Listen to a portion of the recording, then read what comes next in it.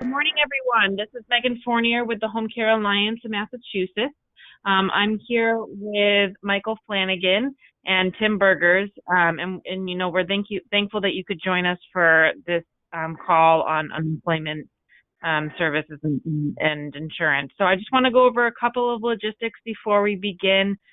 We are going to do a hard stop of 45 minutes for this call.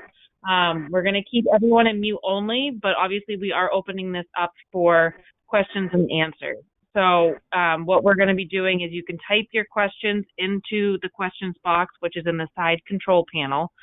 You can type it in at any point in time, and then I'll read it out to Michael to answer them for you. If we run out of time at the 45 minutes, feel free to keep typing in questions, and then I will send that over to him, and he will answer them as soon as possible. He's obviously very busy, but most likely within the next couple of days, and then we will send out all the answers to the group. So this is also being recorded, so if you need to call out, that's fine, and we'll send it over to all the members. So thank you again for calling in, and now I'm going to hand it over to Michael for the sake of time. Hi, everyone. I'm Mike Flanagan, president of Unemployment Services Corporation, and I'm just going to kind of walk through what's happening in Massachusetts with unemployment. In 2019, Massachusetts in the calendar year did 220,000 claims for the entire 12-month period. In 58 days, we're over 800,000 claims. The Massachusetts unemployment system is archaic. It runs on a 1964 mainframe that's written in COBOL, and that's something that I learned in 7th grade, and I'm 55 years old. So the system is being held together really by bubble gum, paper clips, and rubber bands right now. And so all they're trying to do is process the claims as fast as they can and get people paid. In doing so, what they've done is they've augmented the claims process, where when claimants file an unemployment claim and they say that they're out of work due to the COVID-19 pandemic, they are not sending out claims to the employers. What they're doing is queuing those up and trying to get them to be paid as fast as possible. And in doing so, they've created additional problems. So what happens when someone files a claim is that the unemployment agency calls over to the Department of Revenue or sends a query over to the Department of Revenue asking for all of the employers and wages that have been paid to this person over the last 5 quarters. And when they pull that wage information over, that's how they determine the benefit rate for the person along with a charging sequence for employers. Well, as you can imagine, the number of queries that are being run is dramatically well over what anybody would ever have planned for. So some of those queries are failing. And then as they rerun the queries to try and fill up get those wages, they continue to fail, etc. So there's a backlog right now of wage requests that are out there for claimants. And that's a major issue right now. The other situation that we have going on is that many people are saying that they've been paid out vacation and sick time, etc. And when they say that in the system then has to validate all that with employers.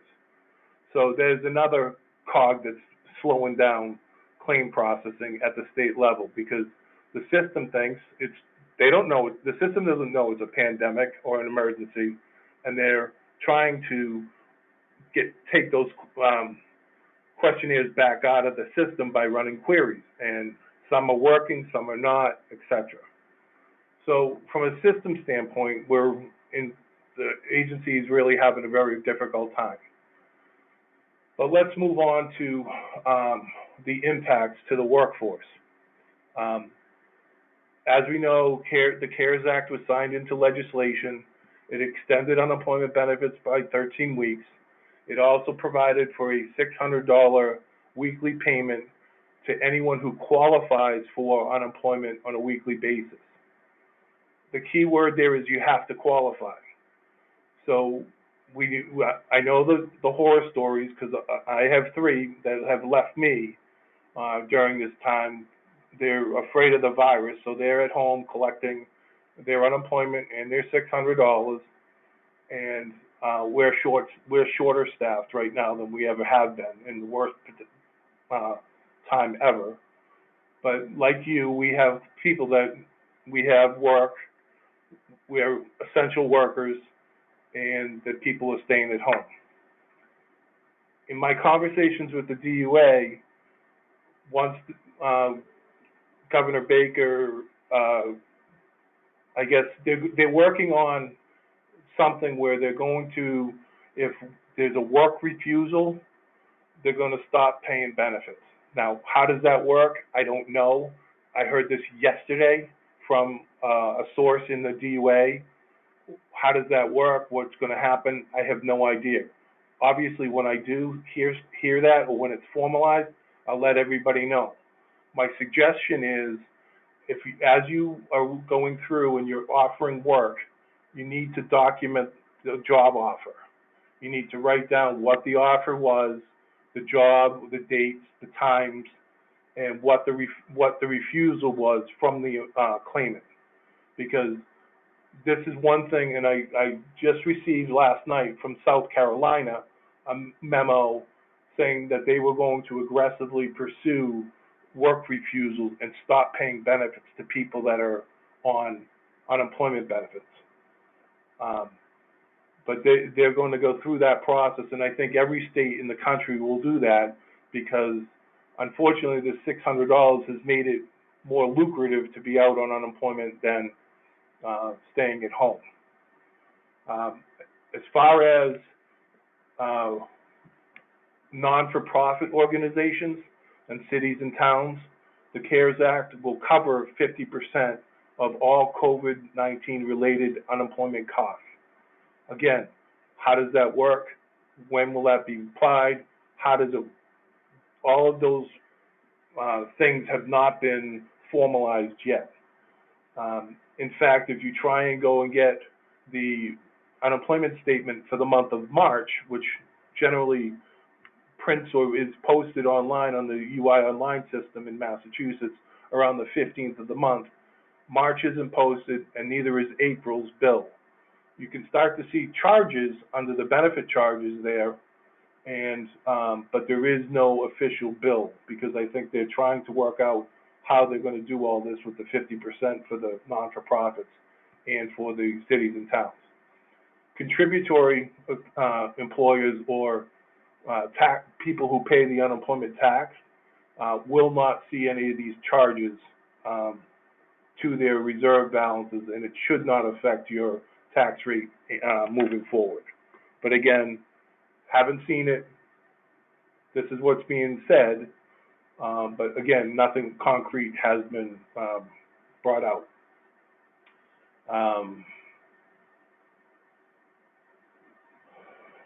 I guess, are there any questions yet?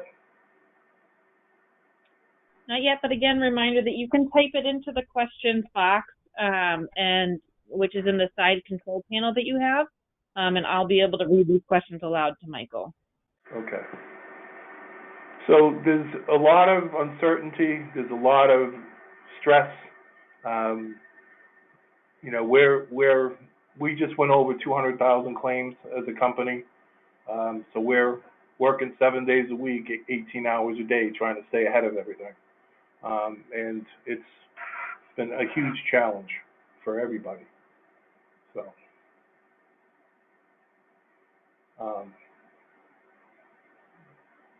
I don't know if there were any questions, or am I scaring everybody, or what? I'm not sure. So again, people, this is a great time to ask questions. I'm sure that you are not the only one that has these questions. As Michael says, that he's been getting a lot of questions constantly.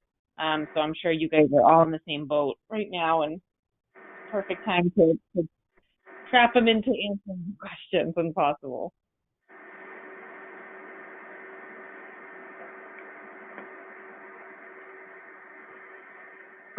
Oh, here. There is not a presentation, so there's no slides along with this. This is just a call. Here are some more questions. We have received monetary determinations for folks who resigned. It's unclear if we are going to be charged or not. Okay, so a monetary determination indicates that you are a base period employer, meaning that you've paid that person in the last 5 quarters. And all it does is it helps to determine what the benefit rate is for the person and a charging sequence for the employers. So it is, at this point in time, it does not mean that you will be paying unemployment benefits to that person. It's depending upon the separation reason, if they resigned. It depends if you're a reimbursable, or as people call themselves, self-insured, or you pay the tax.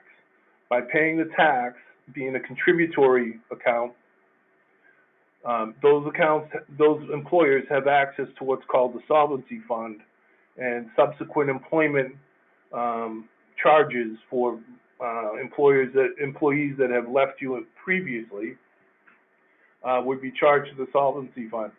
Unfortunately, non-for-profits who choose to be reimbursable or self-insured don't have access to the solvency fund, and therefore you could have some liability to that person.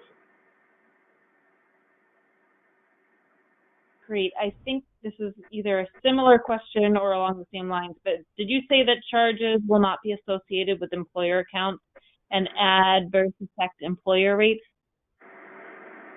That's what's been stated by the governor.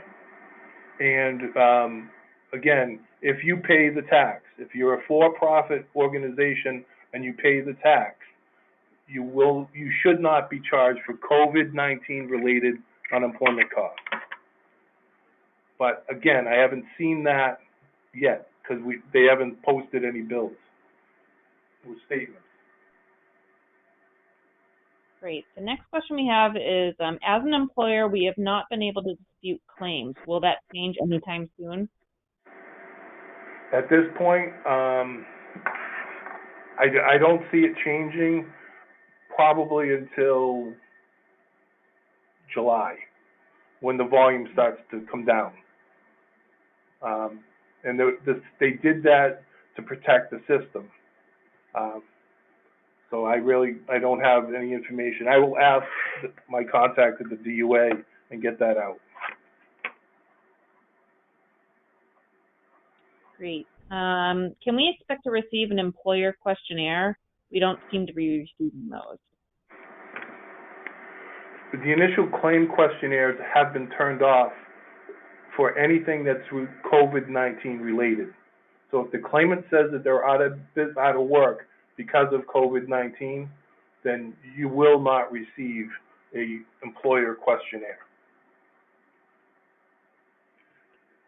Got it. Next one is there a specific communication to alert UE when employee is called back?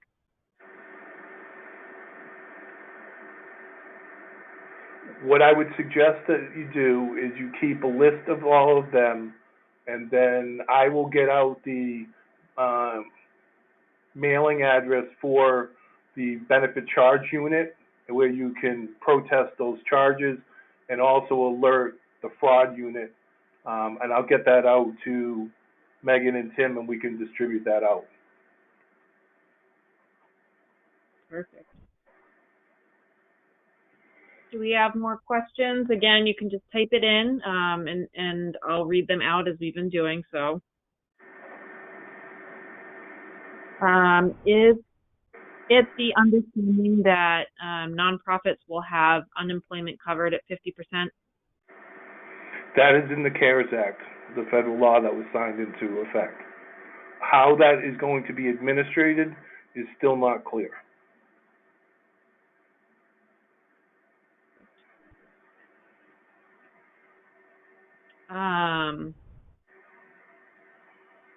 An agency merged with another agency effective 4/1. Which company will pay?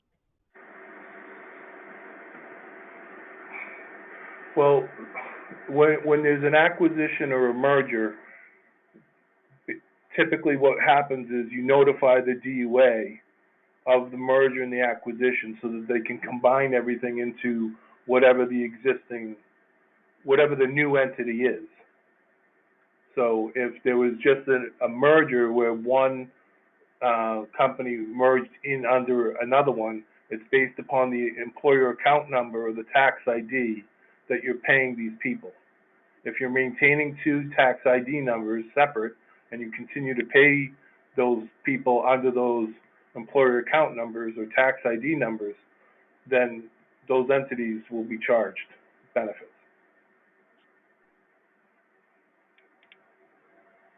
Great. If that's a really sticking point, you can call me in my office at 781-246-0262. Again, 781-246-0262. And my extension is 218. And you can call me and we can discuss that. Thank you.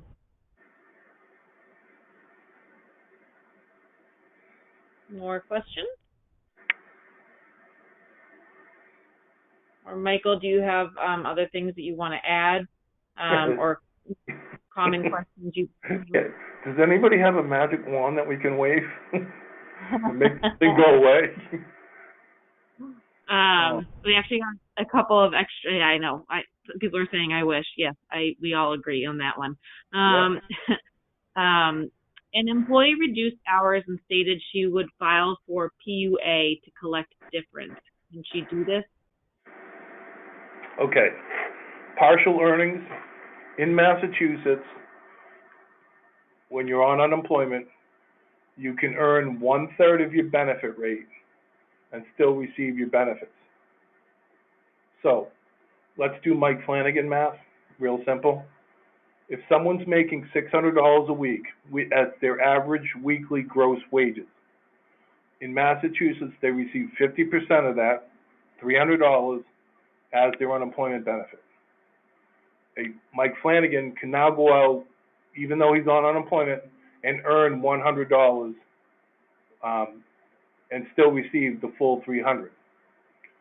If I earn $110, then I only receive $290 in unemployment benefits.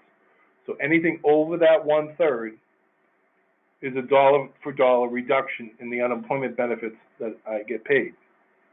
Now, if I go out and I'm working, and all of a sudden I make $400 in the week, or 410, we'll just say, for argument's sake, okay, I would earn too much money to qualify for unemployment benefits, because if you take the weekly benefit rate of $300 plus the 1/3, which is called earnings disregard, that equates to $400.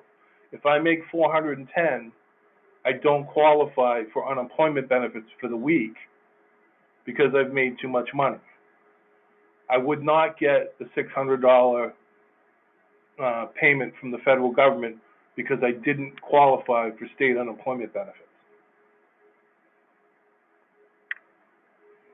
It gets complicated, it gets dicey, but based upon what people make during a week, working reduced hours or part-time or whatever the case may be, you can qualify 1 week for unemployment and then not qualify the next week for unemployment. Again, it's based upon how much money you earn, what your benefit rate is, and the earnings disregard, the 1/3. Perfect. Next question is, if employees are on a per visit basis and visits have decreased, they are applying as gig employees. I think this is a follow-up, but they are being approved, it seems, on a weekly basis. Okay, can you repeat the question, please? Yep. If employees are on a per visit basis and visits have decreased, they are applying as gig employees. And then a follow-up with it was, they are being approved, it seems, on a weekly basis. Well, when you're on unemployment, the claimants are required to certify every week and report any earnings that they were paid that for that week ending. So if they're not reporting earnings properly, then again, once the bills come out, we'll have to review. You'll have to review that and say, okay, for week ending 4/1, we paid them $300. They reported zero because they got their full benefits. So there's going to be some work to be done because unfortunately, there's a lot of fraud going on right now. Yeah. So. All right. So next question is, what if an employee was on workers' comp during one of the reviewable quarters? Well, workers' comp isn't considered income. So those wages, what those earnings or whatever they are not factored into unemployment. We have a follow-up with the person that reduced hours and stated that they would file for the district. They're wondering about what about the fact that she refused work? Well, that's you need to document the work refusal, and again, when we send out the information where to send that to in the fraud unit, you can report that person.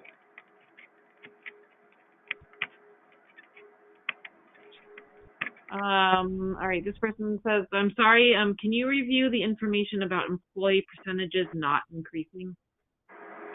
Okay, what has been stated is that people that are contributory employers, which means they pay the unemployment tax, that any COVID-19 related unemployment costs would not be charged against your reserve balance, therefore not impacting your tax rate in 2021.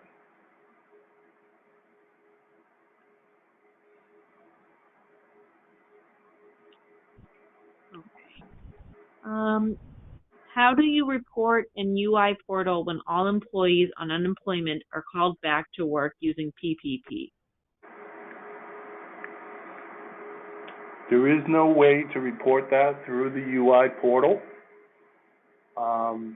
You would simply, again, we could notify, once we send out the information on the benefit charge unit and the fraud unit, you could send that information to those departments, and then they would then review that and have that on file. And if your employees come back to work and they're getting paid and they're reporting the wages properly, then they will not qualify for unemployment. But if they don't report the wages properly, then there will be fraud and they will be investigated and they will be made pay back that money that they received. And how they're going to probably end up doing that is they're going to attach to any tax returns in the future to get that money if they don't set up a payment plan.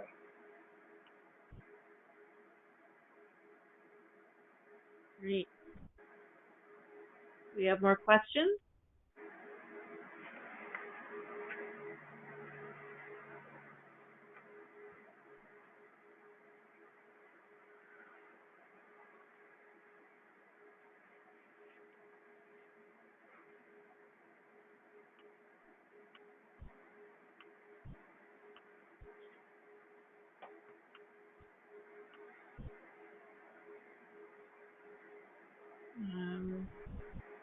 Okay. Oh, all right. We got another one. Could you please go over the 1/3 disregard wages? Okay, I will send out to Megan and to Tim an explanation of that. But how it works is that when you're on unemployment in Massachusetts, you are allowed to earn 1/3 of your benefit rate. So again, Mike Flanagan math. Someone makes $600 a week average gross weekly wages is $600. The weekly benefit rate that that person qualifies for is $300. It's 50% of your average weekly wage. You can earn 1/3 of the weekly benefit rate, $300. You can earn 1/3 of the $300 and still receive the same weekly benefit rate of $300. So I can go out and work and earn $100 and still receive my $300 of unemployment benefits. If I earn over $100, for every dollar over 100, there's a dollar reduction in my unemployment benefits. So if I make 110, then I only receive $290 in my unemployment benefit. It doesn't impact the total amount of benefit. It just, for that week, I've earned $10 too much, so there's a $10 reduction in my weekly unemployment benefits. Great. And again, everyone, I will send an email out with the recording and then this information that Michael sends over. So next question is the look back for average wages to pay with PPP for per diem workers 6 months? I don't know about the payroll protection loan program. I don't know what they do. For unemployment purposes, determining unemployment benefits for the claimant and for charging of employers, it is they look back over the last 5 quarters, but I don't know for payroll protection loan program what they're looking at. Great. I know for my payroll protection loan that I got, I just provided the W-2s for all of 2019.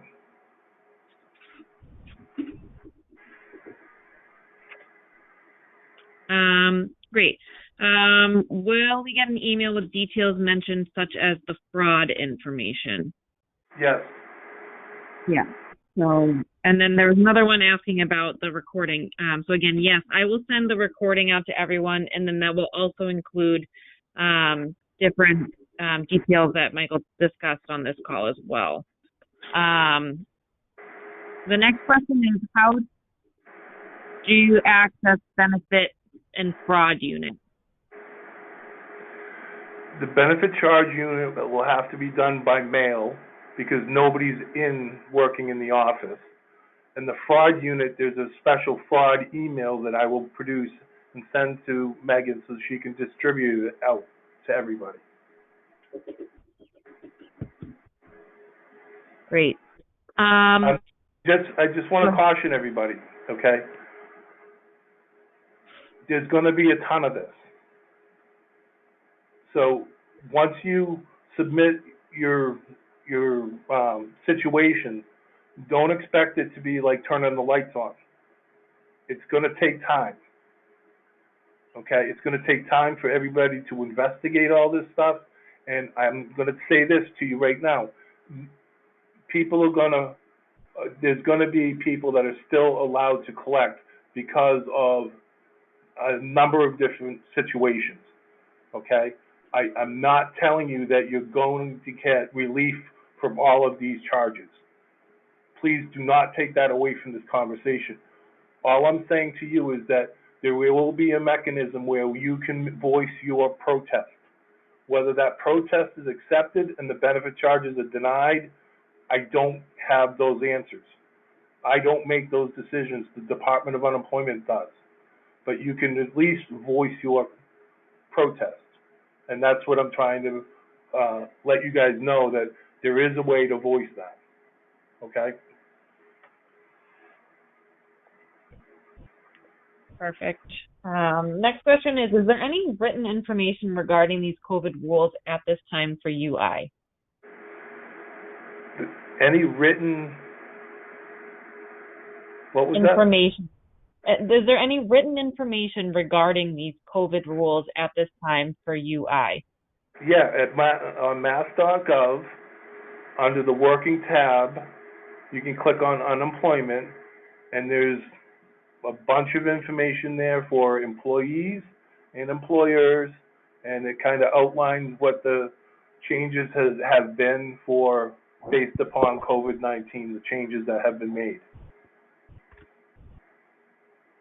Because the federal government and the state government have relaxed a lot of the qualification rules, and there's no, work search requirement right now, because as you're on unemployment, you're supposed to be, looking for another job, and you have to prove that as you certify every week. That work search requirement has been relaxed.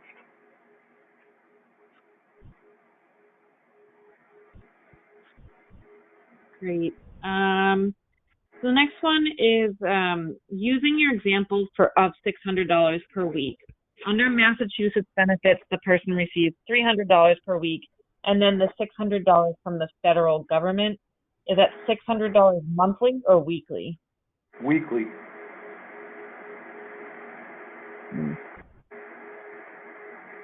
It's the land of unintended consequences. The government tried to do something good, and if you recall, when they first started talking about the CARES Act, on Tuesday the bill stopped. And the bill stopped because Lindsey Graham in South Carolina and Tim Scott in South Carolina saw the $600 in the bill. And their concern was that they were going to incentivize people to stay at home and not go back to work. But they had to do something, because what they were trying to do was make everybody whole. And then, again, Mike Flanagan math, if someone's making $600 and they're only going to bring home 300 a week, there's no system in the country that can say, pay Mike 300, and then Megan's making 800 and she's bringing home 400 in unemployment, pay Megan 400. There's no system in the country that can do those calculations. So they had to really think about a lot of different parts of the country, high rent districts like where we are in New York and Chicago and San Francisco and LA. I mean, when you're in Atlanta, Georgia, the maximum you can get on unemployment is $330 a week. So that's where this item came, and unfortunately, there's unintended consequences of it. But the government was trying to do something good for people. They just did it too good. Next question is, will essential workers at home for their own safety reasons be required to return to work once the stay-at-home order is lifted, or risk losing benefits? I have no idea. If they're at-risk people, I don't believe that they're going to take the benefits away from them.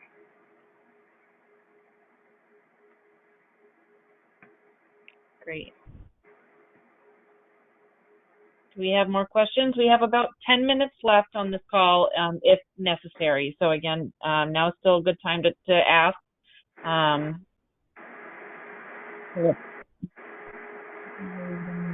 See if we get any more in. Again, Michael, anything else you want to add at the moment while we have a break in questions?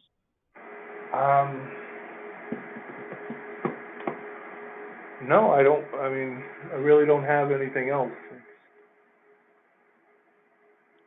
I think we covered everything. Great. We actually just got another question in. Is loss of childcare a reason for UI? Is loss of what? Childcare. Yes, in this environment it is.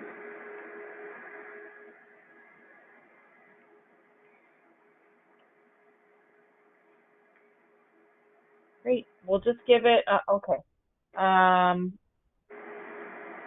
Someone said during late, but this has been very helpful, and I agree. So thank you, Michael, for doing this for us. No worries. Everybody just stay safe, please. We'll just stay on for one more minute, see if we get any more questions, and if not, then we'll end it. And again, another reminder in case you call in late, you will receive the recording of this once it's been processed. So most likely later today, or once I get the information from Michael for the different things he mentioned he would provide to you all. So what I'm going to send out, Megan, is the email to the fraud unit, the address to the benefit charge unit, so you can protest charges, and then the partial earnings explanation. Perfect. All right. All right. So I believe if you have any more questions, you're welcome to connect with me. Michael did provide his phone number too, and so I know things are going to constantly come up as everything changes. As Michael said, he's still learning new things based on other states as well. So this is different times for us. So we know that questions are never going to always be, finalized or anything of that sort. So, sorry. We have, Michael, can you repeat your phone number? Yeah, 781-246-0262, and my extension is 218. Again, 781-246-0262, extension 218. Great. So thank you again, Michael. I know that you guys are so busy right now, so we really appreciate you being able to take the time out to talk to our members to provide all this free information. So right. Thank you everyone for calling in, and I hope everyone stays safe and has a good rest of their week. And to the mothers out there, happy Mother's Day. So, thanks, everyone. Thanks. Goodbye.